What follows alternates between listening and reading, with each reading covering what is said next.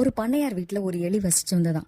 அது இரவில் இறத்திடுறதுக்காக போயிட்டு இருக்கும்போது எலி வலையை விட்டு லைட்டாக தலையை தூக்கி பார்க்குது. எஜமானே ஒரு பார்சல் பிரிச்சுட்டு இருக்காங்க. ஏதோ நான் சாப்பிட்றதுக்கு தான் இருக்கு போல இருக்கு. அவளை அப்படி எட்டி பார்த்தா வெளியே எடுத்தாங்க. அதில் எலிப்பொறி இருந்துச்சான். எலிக்கு மூச்சே நின்று போல இருந்தது.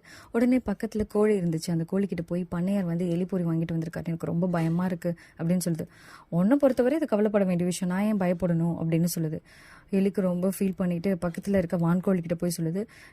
வான்கோழியும் இதே விஷயத்த தான் சொல்லுது. ரொம்ப எலி வெக்ஸ் ஆயிடுச்சு. பக்கத்தில் ஒரு ஆடு இருக்குது, ஆட்டுக்கிட்ட போய் சொல்லுது, நீ தானே பயப்படணும், நான் எதுக்கு பயப்படணும், எலி பொறிக்கெலாம் நாங்கள் பயப்பட மாட்டோம் அப்படி சொல்லி ஆடும் கிண்டல் பண்ணுற மாதிரி பேசுது. அது சரின்ட்டு ஃபீல் பண்ணிட்டு போயிடுச்சு. பண்ணையார் அம்மா வந்து என்ன பண்ணுறாங்க, அந்த எலி பொரியில் ஒரு மீன் துண்டை வறுத்து அதில் மாட்டிட்டு தூங்க போய்ட்டுறாங்க. ஒரு அரை மணி நேரத்தில் டமால் அப்படின்னு ஒரு சத்தம் கேட்குது. எலி தான் மாட்டிக்கிச்சு அப்படின்னு சொல்லி பண்ணையார் அம்மா எழுந்து வந்துடுறாங்க. ஆனால் எலிக்கு பதிலாக அதில் பாம்பு மாட்டியிருக்கு. அந்த பாம்பு வந்து எஜமானி அம்மாவை கடிச்சிருச்சு.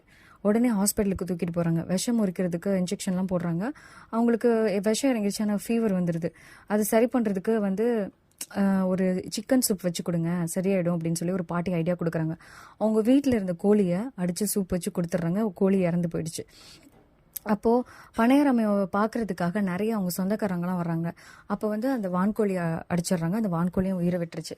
சில நாளுக்கு அப்புறம் அந்த அம்மா பொழைச்சி வந்துட்டாங்க அப்படின்றத சந்தோஷத்தை கொண்டாடுறதுக்காக ஊருக்கே விருந்து வச்சு ஆடை வெட்டி கொண்டுடுறாங்க. அதுவும் விருந்து வச்சுட்டாங்க. பண்ணையார் அம்மாவோட பாம்பு கடிக்கு காரணமான அந்த எலிப்பொரியை தூக்கி பரனில் போட்டுறாங்க. எலி தப்பிச்சிருச்சு, அப்பாடா அப்படின்னு சொல்லிட்டு. ஆல் ஆஃப் த ஸ்டோரி, பக்கத்தில் இருக்கிறவங்க ஒரு பிரச்சனைன்னு சொல்ல வர்றாங்கன்னா அதற்கு உதவி செய்ய முடியலாட்டும் அட்லீஸ்ட் அது காது கொடுத்தாவது கேட்கணும். பிரச்சனை எப்போ வரும் எப்படி வரும்னு யாருக்குமே தெரியாது.